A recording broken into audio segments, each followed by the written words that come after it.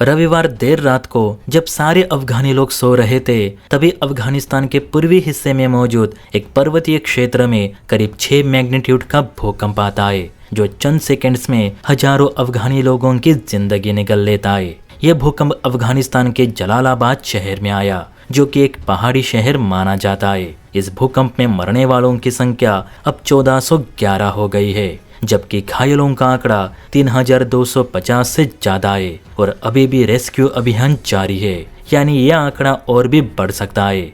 अफगानिस्तान के national management disaster authority के प्रवक्ता यूसुफ हमाद ने बताया कि ये भूकंप इतना भयंकर था कि महज कुछ मिनटों में हजारों घर ताश के पत्तों की तरह टूट गए। भूकंप आकर 24 घंटे बीत चुके हैं, फिर भी हमारी टीम घायलों को निकालने का ही काम कर रही है, इसीलिए ऊपर दिए गए आंकड़े बदल भी सकते हैं। अफगान रेड क्रिसेंट सोसाइटी के मुताबिक इस भूकंप से कुनार प्रांत में 8000 से ज्यादा रिहायशी घर पूरी तरह से या आंशिक रूप से नष्ट हो चुके हैं। अफगानिस्तान समाचार एजेंसी अफगान इस्लामिक प्रेस के अनुसार इस संकट घड़ी में जहां बाकी के देश महज जुबानी हमदर्दी जताकर औपचारिकता निभा रहे हैं, वहीं भारत एक सच्चे दोस्त की तरह फिर अफगान के साथ खड़ा हो गया है। बताया जा रहा है कि अफगानिस्तान की तालिबानी सरकार ने दुनिया भर से मदद मांगी है ताकि भूकंपग्रस्त लोगों को राहत दी जाए। अब कोई मदद भेजे या ना भेजे, लेकिन भारत ने मदद के लिए 1000 टेंट काबुल भेज दिए हैं। साथ ही 15 टन खाने का सामान भी काबुल से कुनार भेजा गया है। पीएम मोदी ने अपने ट्वीट में लिखा कि अफगानिस्तान में आए भूकंप में जान माल की हानि से भारत और भारतीय लोग दुखी है।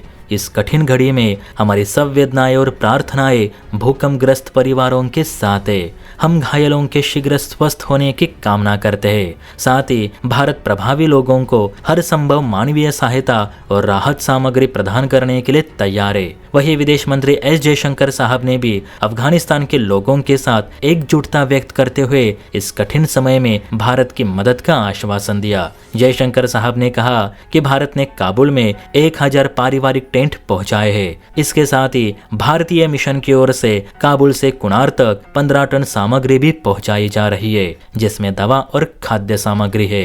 बुधवार से यानी आज भारत की ओर से राहत सामग्री की और एक कंसाइनमेंट अफगानिस्तान रवाना होगी। इस कठिन समय में भारत अफगानिस्तान के पक्ष में तत्परता के साथ खड़ा है। भारत की इस मदद को लेकर तालिबान भी भारत का मुरीद हुआ।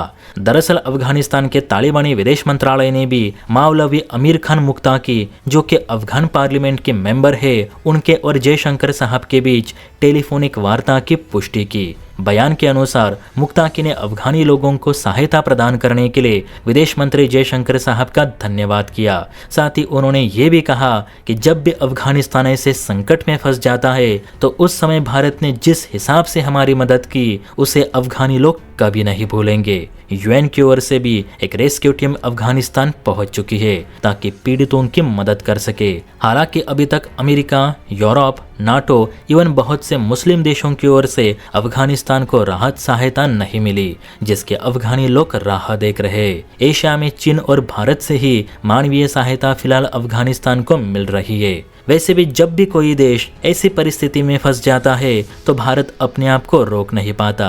पिछली बार भी जब तुर्की में भूकंप आया था, तो भारत ने एनडीआरएफ से लेकर अपनी सेना भी टर्किश लोगों की सहायता के लिए भेज दी थी। तब भारत इस बात को नहीं देखता कि सामने वाला हमारा आलोचक है या दुश्मन। तब भारत मानवता को अधिक महत्व देता है और आज भी अफगानिस्तान को भारत ने ही सबसे पहले मदद पहुंचाई है, जबकि इसी अफगानिस्तान को सालों तक अमेरिका ने लूट कर खोखला कर दिया और आज ट्रंप प्रशासन इसी अफगानिस्तान को राहत देने के लिए कोई भी बड़ी घोषणा नहीं कर रहे। मेरा सवाल है, जब अमेरिका पाकिस्तान को आर्थिक मदद पहुंचा सकता है, तो अफगानिस्तान को क्यों नहीं? इस पर आपकी क्या राय है, नीचे कमेंट करके बता सकते हैं। और हाँ, वीडियो अच्छी लगी हो तो बेल आइकन प्रेस करके चैनल को लाइक एंड सब्सक्राइब जरूर करें। जय हिंद।